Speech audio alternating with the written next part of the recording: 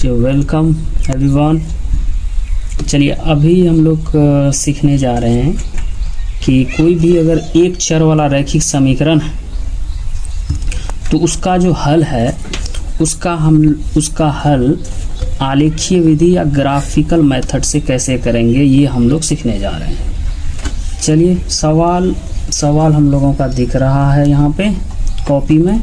निम्नलिखित रैखिक समीकरण युग्म को आलेखीय विधि से हल करें और इन रेखाओं वो जो समीकरण का जो ग्राफ का जो रेखा होगा, क्योंकि जो रैखिक समीकरण होते हैं उसका ग्राफ एक सरल रेखा होता है, तो वो रेखा तथा एक्स अक्ष से घिरे क्षेत्र को छायांकित भी करना है और उसका क्षेत्रफल भी निकालना है।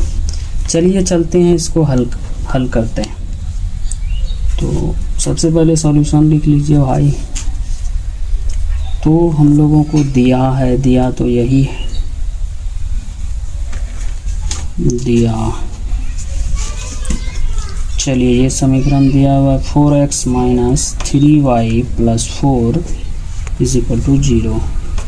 इसको आपको कर लेना फर्स्ट इक्वेशन। फिर दूसरा जो है कि 4x plus 3y minus 20 is equal to 0। तो अब ये हम लोगों का दो समीकरण दिया हुआ है।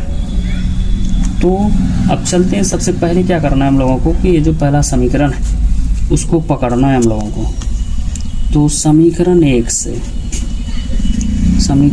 से हम लोग क्या करेंगे भाई, y निकालेंगे हम लोग।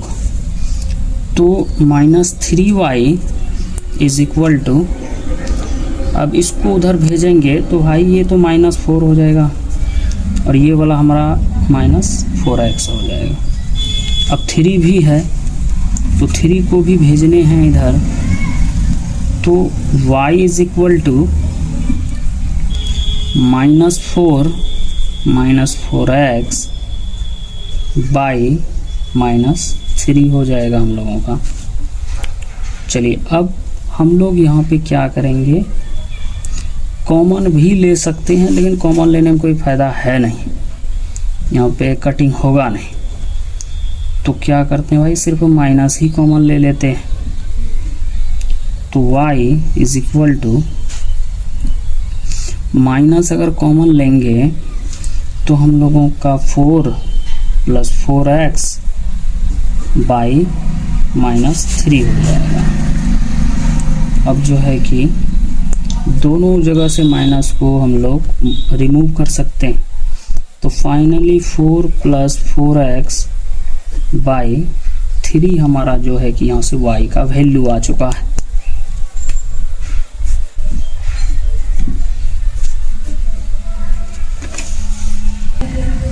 चलिए अब हम लोग क्या करते हैं कि x का वैल्यू सबसे पहले हम लोग 2 ले लेते हैं।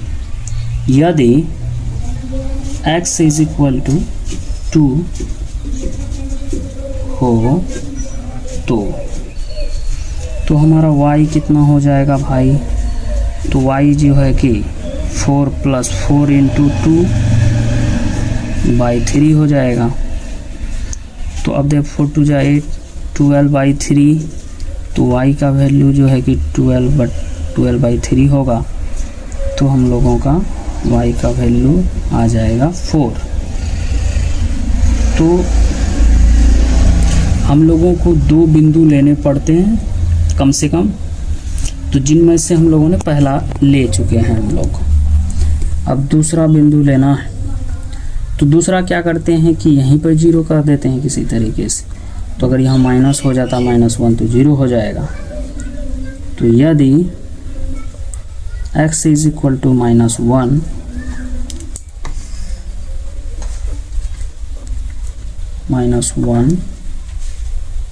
हो तो हम लोगों का y क्या हो जाएगा भाई, 4 प्लस 4 इंटू -1 बाई 3। तो डायरेक्ट हम लोग y का वैल्यू क्या करते हैं, तो 0 कर देते हैं डायरेक्ट, चूँकि यहाँ से माइनस हो जाएगा तो हम लोगों का 0 हो जाएगा।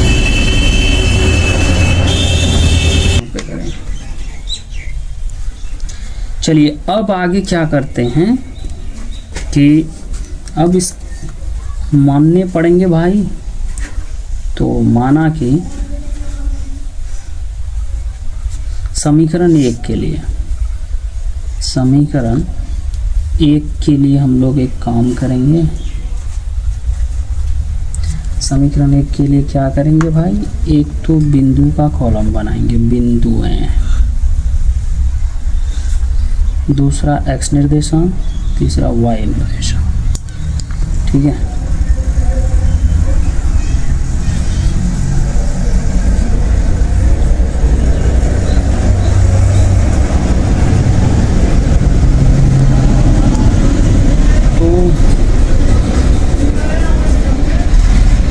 इनमें से जो हम लोगों ने 2 बिंदु लिया है उसमें से एक को A और एक को B मान लेते हैं। तो फर्स्ट टाइम जो हम लोग x बराबर 2 लिए थे तो y का मान 4 आया था, तो भाई x 2 था तो y हमारा 4 आया था। अब सेकंड जो बिंदु था, x जब हम लोग -1 ले रहे थे तो y का वैल्यू हम लोग का 0 आ रहा था। फिर यही जो हम लोगों ने काम किया है वही सारा काम फिर समीकरण 2 के लिए हम लोगों को करना है। चलिए तो चलते हैं 2 की ओर। समीकरण 2 से, समीकरण 2 से अगर y निकालेंगे हम लोग तो भाई 3y इज इक्वल टू, ये माइनस है ये प्लस हो गया और ये प्लस है तो ये हमारा माइनस हो जाएगा 4x, या जो y का वैल्यू आएगा 20 माइनस 4x बाई 3 हो जाएगा। कॉमन लेकर क्या करें, यहाँ पे कटेगा ही नहीं इसलिए कॉमन नहीं लेंगे भाई। चलिए अब हम लोग क्या करते हैं, यहाँ से हम लोगों को बिंदु लेना है भाई। तो बिंदु में हम लोग क्या करते हैं, पहला जो है कि पहला हम लोग x का मान अगर -1 ले लें तो यदि x इज इक्वल टू -1 हो तो y का वैल्यू देखिए भाई हम लोग का क्या हो जाता है। तो y जो है कि 20 माइनस 4 इंटू -1 बाई 3, यहाँ पे देखिए कि माइनस प्लस हो जाएगा तो जुट ही जाएगा। तो भाई 24 में 24 को 3 से भाग करेंगे तो हम लोगों का 8 आ जाएगा। तो मैं डायरेक्ट ही लिख देता हूँ, जगह बचेगा थोड़ा। चलिए ये तो एक बिंदु हो गए। अब दूसरा बिंदु क्या करते हैं हम लोग, तो दूसरा बिंदु हम लोग ले लेते हैं 8 ले लेते हैं, +8 ले लेते हैं। यदि x इज इक्वल टू 8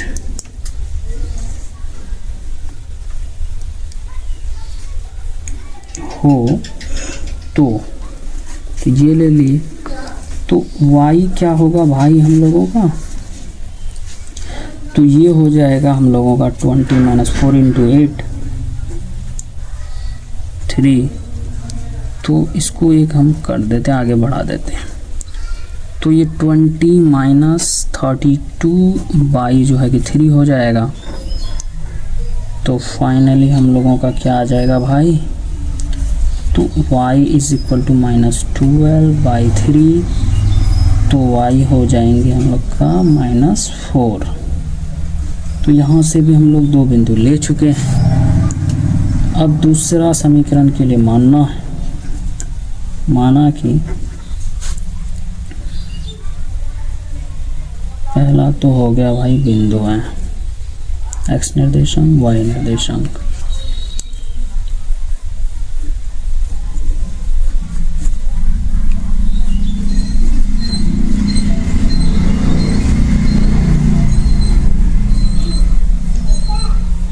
तो हम लोग क्या करते हैं, अगला वाले को C और एक बिंदु को D मान लेते हैं।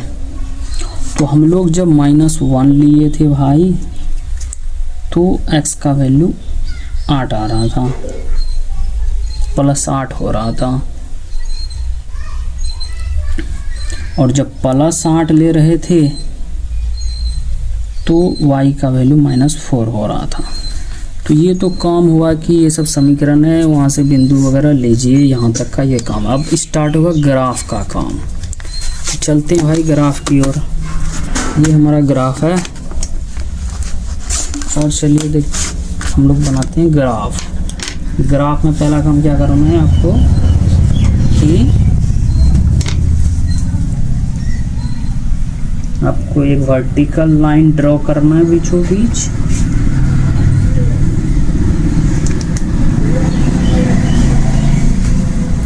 ये हमारा वर्टिकल लाइन है।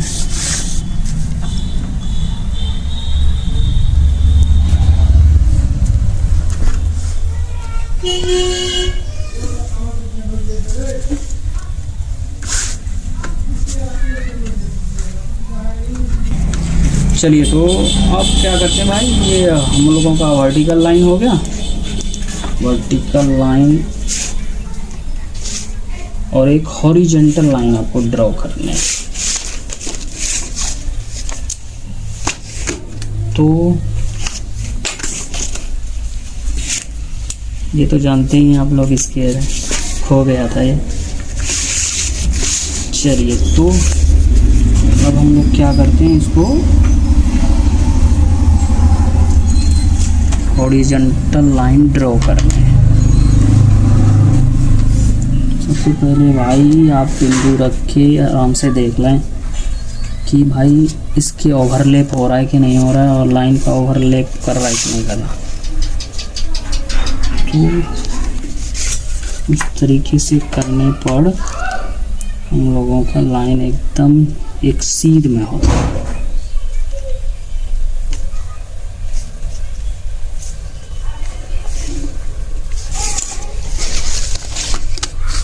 तो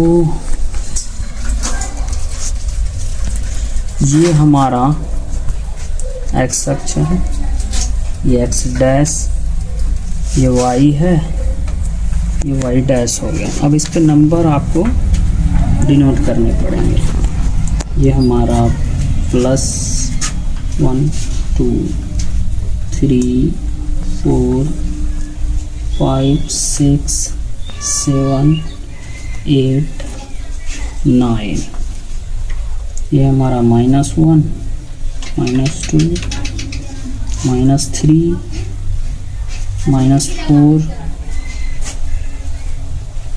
-5 -6 -7 -8।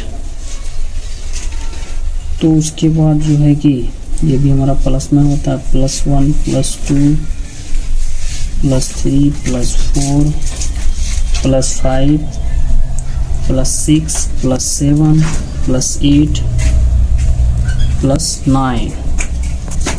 अब ये हमारा -1 -2 -3 -4 -5 -6 -7 -8 -9। चलिए तो भाई आपको ग्राफ पेपर पर पहला काम यही करना, हॉरिजॉन्टल लाइन ड्रॉ कीजिए, वर्टिकल लाइन ड्रॉ कीजिए, हॉरिजॉन्टल लाइन ड्रॉ। इसको करने के बाद अगला काम हम लोगों को ये करना है कि यहाँ पर ये हमारा है फर्स्ट क्वाड्रेंट, ये डिनोट कर लेंगे। और जो फर्स्ट क्वाड्रेंट का ये हमारा फर्स्ट है, ये सेकंड होता है, ये थर्ड क्वाड्रेंट होता है, ये फोर्थ क्वाड्रेंट होता है। और जो फर्स्ट क्वाड्रेंट होता है उसका साइन ++ होता है।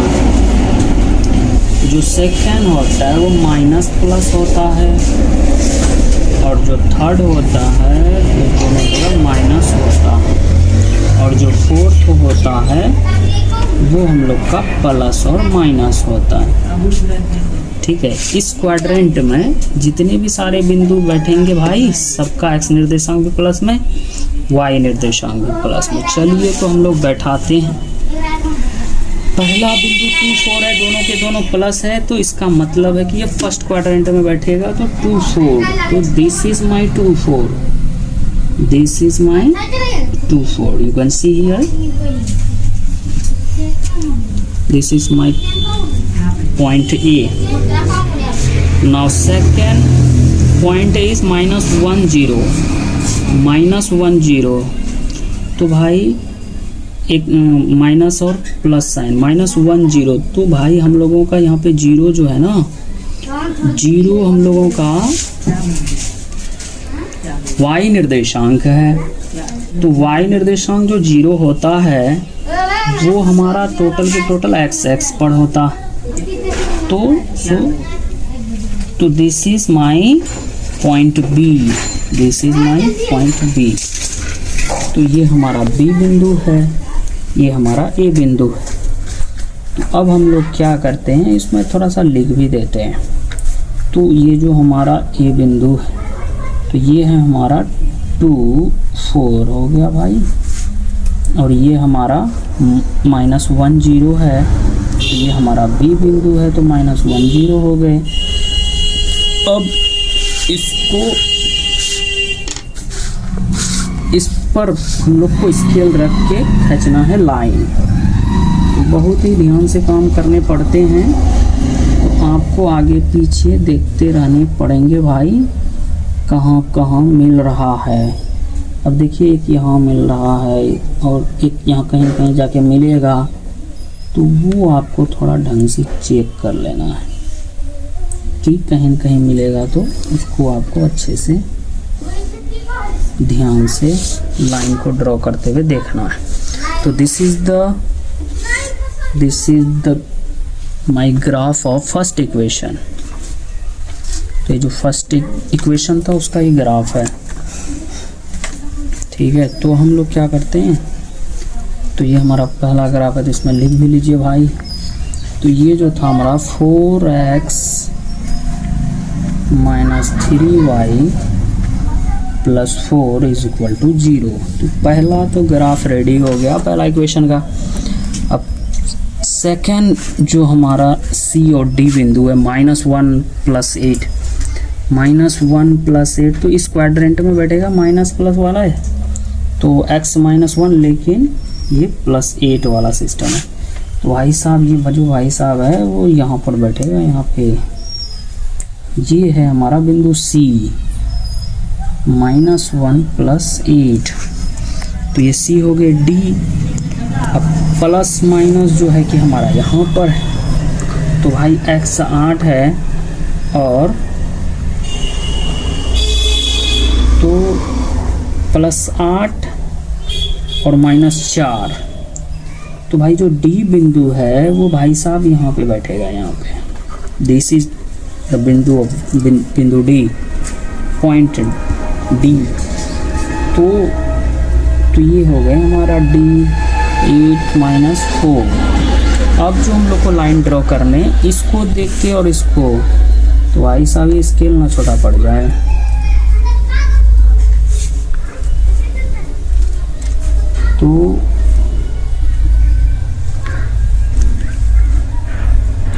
तो देख रहे हैं कि ये पे यहाँ पे हमारा कटिंग हो रहा है, तो समझ लीजिए भाई जो हमारा कटिंग हो रहा है ना, that is my answer, that is my answer.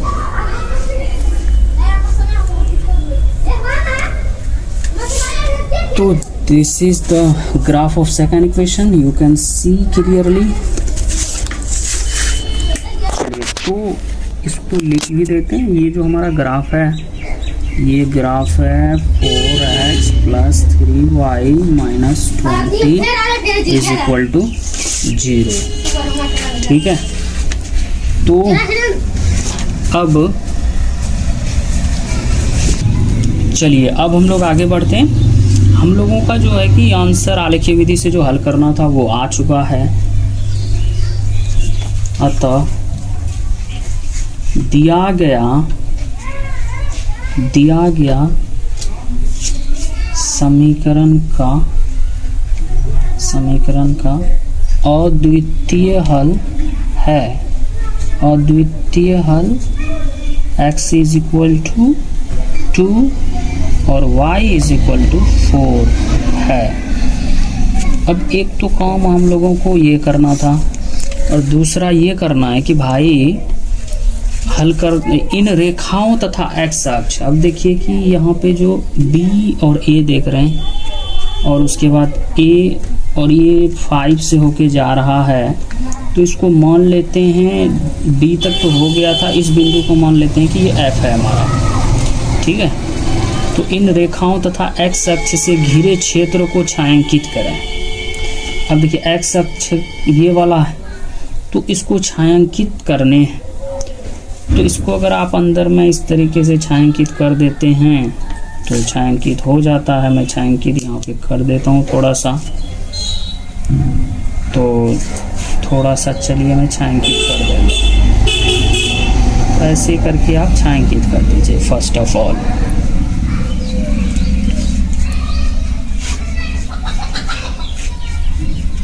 तो ये हो गए छायांकित। अब सेकेंड वन इज कि find the area of this area, इस एरिया का आपको क्षेत्रफल फाइंड करना है। तो भाई क्षेत्रफल I know that area of triangle क्या होता है भाई, एरिया ऑफ ट्रायंगल ABF। तो हम लोग को क्या करना, 1/2 बेस, इसका जो है कि यहाँ बेस BF हो जाएगा, BF, ठीक है। हाइट जो है कि भाई साहब ये वाला जो आप लाइन देख रहे हैं, this is the height of this triangle, ठीक है। मान लेते हैं यहाँ पे बिंदु एक M मान लेते हैं, ठीक है। तो BF इंटू क्या लिखने पड़ेंगे भाई, AM लिखने पड़ेंगे। तो 1/2 BF की वैल्यू, अब देखिए यहाँ से यहाँ 1 यूनिट है, यहाँ से यहाँ 5 यूनिट है, तो टोटल मिला के कितने हो जाएंगे भाई, 6 हो जाएंगे। अब यहाँ से यहाँ तक ये जो लेंथ देखना है तो यहाँ पे देखने पड़ेंगे, तो यहाँ पर देखेंगे तो भाई ये हमारा 4 यूनिट है, 4 यूनिट है। तो अब यहाँ पे कटिंग कर लीजिए, 2 जा 4, तो ये हो गए भाई हम लोगों का 6 2 जा 12 square unit, 12 square unit. This is the answer of second part of this question. तो आई होप ये सब आप लोगों को समझ में आया होगा। समझ में आया तो लाइक करें, ये वाला कुछ प्रॉब्लम आए तो कुछ ना कुछ कमेंट करें। ओके।